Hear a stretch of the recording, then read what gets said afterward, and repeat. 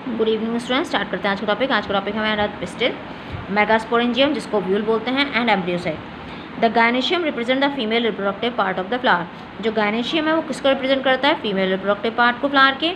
Gynoecium में consist of a single pistil. अगर एक ही पिस्टिल कंसिस्ट कर रहा है तो वो कहलाता है मोनोकार्पलरी। मोनो का मतलब होता है एक, कार्पलरी मतलब कार्पल, और may have more than one pistil, एक से ज़्यादा है तो वो कहलाता है मल्टी कार्पलरी। मल्टी मतलब मैनी, कार्पलरी मतलब carpel. When there are more than one pistil may be fuse together. अगर ये पिस्टिल आपस में फ्यूज़ हो गए हैं तब ये कहलाता है सिनकार्पस। सिन का मतलब फ्यूज्ड, कार्पस मतलब कार्पल, और मे है फ्री, और फ्री भी हो सकते हैं जब कहलाता है एपोकार्पस। एपो मतलब फ्री, कार्पस मतलब carpel. Each pistil has three part होते हैं, stigma, style and ovary. Stigma landing platform है जहाँ पर पोलन ग्रेन्स आते हैं, and the style is the elongated cylinder part beneath the stigma. Stigma के नीचे का जो पार्ट है वो कहलाता है style, and the basal bulge part of the pistil वो ओवरी है। Inside the ovary ovarian cavity होती है जिसको लोक्यूल बोलते हैं। The placenta is located inside the ovarian cavity. Placenta present होता है ओवेरियन कैविटी के अंदर। Recall the definition and type of placentation, जो आपने 11th क्लास में पढ़े थे कि कैसे वहाँ पर जो है वो अरेंजमेंट होता है ओव्यूल्स का। Arising from the placenta are the megasporangium commonly called ovule, जिसको हम बोलते हैं ovule. The number of ovule in an ovary में भी वन, एक भी हो सकता है जैसे वीट, पैडी और मैंगो में, और ज़्यादा भी हो सकते हैं जैसे पपाया, वाटरमेलन, ऑर्किड्स में। सो अभी हमने बात की थी एपोकार्पस, इनकार्पस। पहले मैं आपको उसका दिखा दूँ डायग्राम। सो ये एपोकार्पस है, मल्टी कार्पलरी एपोकार्पस मतलब सारे कार्पल फ्री हैं। गायनेशियम किसका है? मिकेलिया का। ये पेपावर का है सिनकार्पस। सारे कार्पस आपस में फ्यूज्ड हैं। ये पिस्टिल या कार्पल के जो थ्री पार्ट्स हैं, स्टिग्मा, स्टाइल एंड ओवरी। जो ऊपर वाला पार्ट है वो स्टिग्मा कहलाता है, जहाँ पे लैंडिंग प्लेटफॉर्म है पोलन ग्रेन्स जहाँ पर आते हैं, ये स्टाइल है। उसके बाद ये ओवरी है। ओवरी के अंदर हमने क्या देखा अभी कि क्या है? ओवेरियन कैविटी जहाँ प्लेसेंटा है, यानी अरेंजमेंट होता है ओव्यूल का, जैसे आपने पढ़े थे 11th क्लास में। Marginal, axile, free, central, basal ऐसे पढ़े थे जहाँ अरेंजमेंट है ओव्यूल का। तो यहाँ प्लेसेंटेशन आप ओवरी के अंदर देख सकते हैं, और ये थैलेमस है। ठीक है, अब हम ओव्यूल की बात करते हैं जिसको हम मेगास्पोरेंजियम बोलते हैं। मेगा वर्ड हमेशा फीमेल के लिए आता है और माइक्रो वर्ड हमेशा मेल्स के लिए आता है। तो मेगास्पोरेंजियम यानी ovule. Let us familiarise ourselves with the structure of a typical angiosperm ovule. Angiosperm ovule को हम देखेंगे कि उसकी स्ट्रक्चर कैसे होती है। The ovule is a small structure attach to the placenta by means of a stalk. Placenta के साथ ओव्यूल जो है वो एक छोटे से स्टॉक के साथ अटैच्ड होता है जिसको बोलते हैं फ्यूनिकल। तो ये जो फ्यूनिकल है ये क्या है? एक स्टॉक है। तो ठीक है, जहाँ से वो अरेंज होता है प्लेसेंटा के साथ। The body of the ovule fuses with the funicle.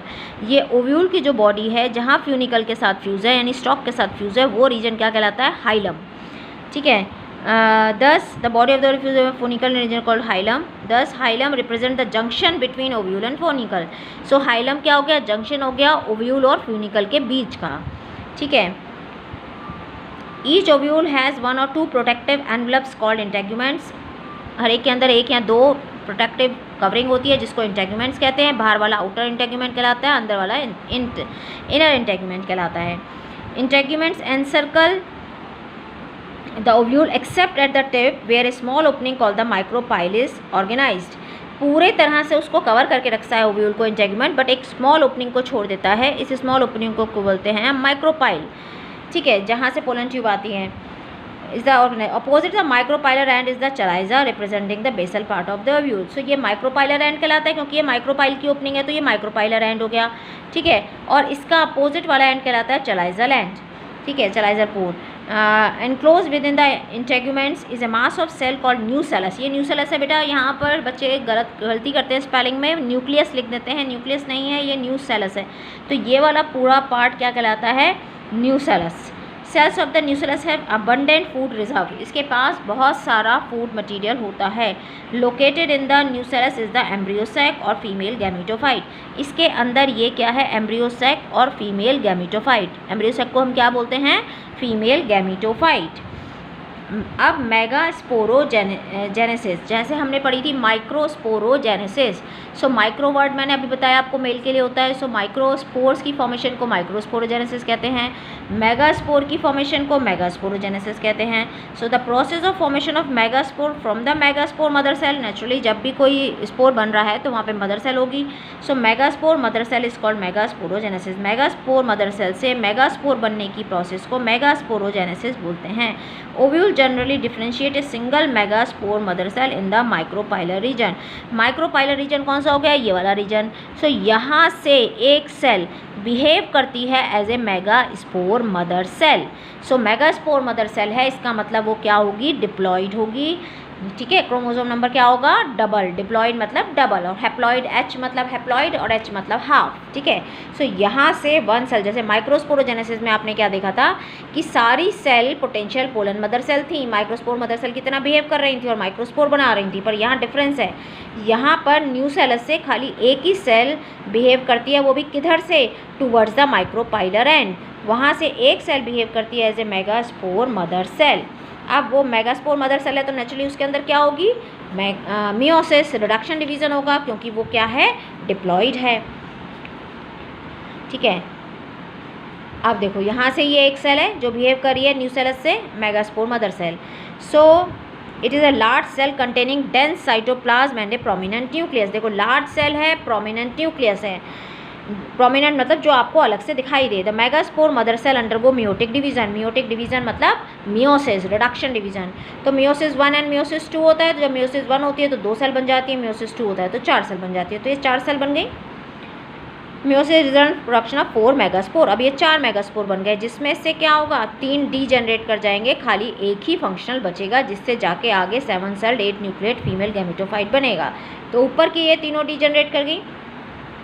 अब फीमेल गैमेटोफाइट कैसे डेवलप हो रहा है ये एम्ब्रियोसाइट।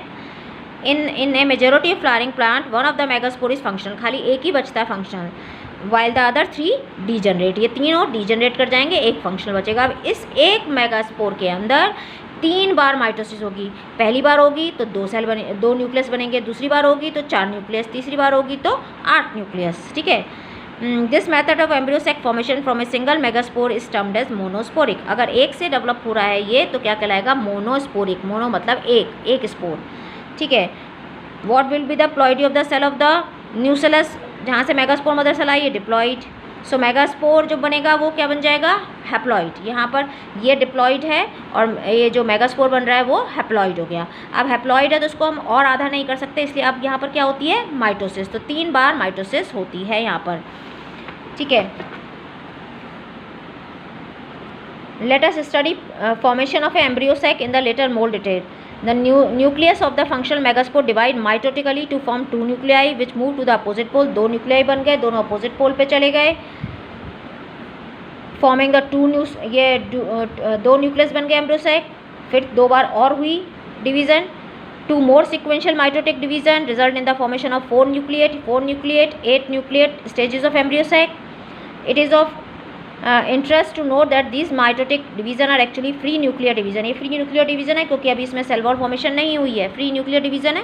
देखो फ्री न्यूक्लियर बने, पहले 2, 2 से 4, 4 से 8, अभी इसमें सेल वॉल की फॉर्मेशन नहीं हुई है, अब सेल वॉल बनेगी।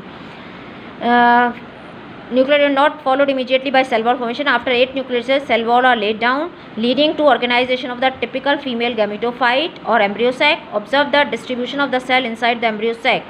6 of the 8 nuclei are surrounded by cell wall and organized into cell. अब देखो सेल वॉल फॉर्मेशन हो गई, 3 एक पोल पे हैं, 3 एक पोल पे हैं, 2 बीच में आ गए। ये दो पोलर न्यूक्लियाई बीच में आ जाते हैं, इधर से एक, इधर से एक, और बाकी यहाँ पे 3 सेल वॉल बन गई तो 3 सेल यहाँ बन गई, 3 यहाँ पर सेल वॉल बन गई तो 3 सेल यहाँ बन गई। Inside the embryosac, 6 of the 8 nuclei are surrounded by cell wall and organized into cell. The remaining 2 nuclei called polar nuclei are situated below the egg apparatus in the large central cell. ये क्या हो गई, large central cell. 3 cell ये, 3 cell ये और एक large central cell जिसमें 2 polar nuclei हैं। So there is a characteristic distribution of cell within the embryosac. 3 cells are grouped together at the micropylar end. Micropylar end पर जो cell हैं वो माइक्रोपाइलर एंड पर 3 सेल ऑर्गेनाइज्ड हो गई। यहाँ पर ये माइक्रोपाइलर एंड है, यहाँ पे 3 सेल आ गई जिसमें ये 2 सिनर्जिड कहलाती हैं और एक एग होता है। ये सिनर्जिड में यहाँ पर ये फिलीफॉर्म अपरेटस होता है जो गाइड करता है पोलन ट्यूब को। ये 2 पोलर न्यूक्लियाई कहाँ आ गए, सेंट्रल सेल में, ये बड़ी वाली सेंट्रल सेल है, और 3 सेल जो चलाइजल एंड पे बनती हैं ये एंटीपोडल सेल कहलाती हैं। ठीक है, so the egg apparatus is turn consist of 2 synergid. Synergid क्या है, helping sales, and 1 egg cell. The synergid have a special cellular thickening at the micropylar tip called filiform apparatus which play an important role in guiding the pollen tube. इस पे question आता है कि filiform apparatus का क्या role है, तो ये गाइड करता है पोलन ट्यूब को। 3 cells are at chalazial end are called the antipodal. 3 cell जो chalazial end पे वो एंटीपोडल कहलाती हैं. The large central cell as mentioned earlier has 2 polar nuclei. ये large central cell में 2 polar nuclei हैं. Thus a typical angiosperm embryosac at the maturity through 8 nucleate 7 celled.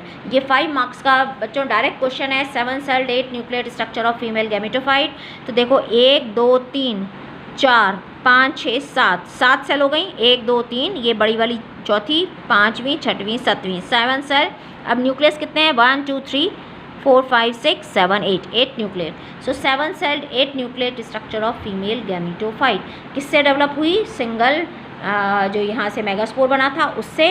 तो ये पूरा डेवलप हुआ, इसलिए इसको मोनोस्पोरिक डेवलपमेंट कहते हैं. तो ये मियोटिक के थ्रू हुआ था. तो ये जो मियोटिक मदर सेल थी यहाँ जिसको म्योसाइट बोलते हैं वो डिप्लॉइड थी. ये हैप्लॉइड हो गया. तो हैप्लॉइड हुआ तो 3 बार माइटोसिस होती है. 3 बार माइटोसिस से इस तरह से इसका अरेंजमेंट होता है और ये 7 sailed 8 न्यूक्लियट structure of female gametophyte बन जाता है. So thank you, thanks for watching. Please like, subscribe and share.